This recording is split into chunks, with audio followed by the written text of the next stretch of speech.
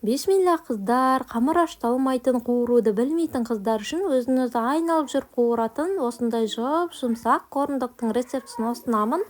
Ол үшін алдымен сосискаларымызды осылай бөліктерге бөліп аламыз. Сосисканың размерімен бірдей етіп, сырды да осылай турап кесіп аламыз. Алдымен сосиска, одан соң сыр, одан соң сосиска етіп, шпажкаға осылай тізіп шығамыз.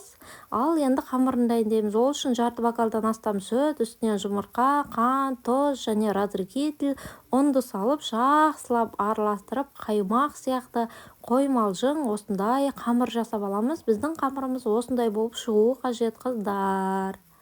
Ал енді жаңағы сосискаларымызды қамырға малып, орташа отта қызып тұрған майға салып, осылай қызартып қуырып аламыз.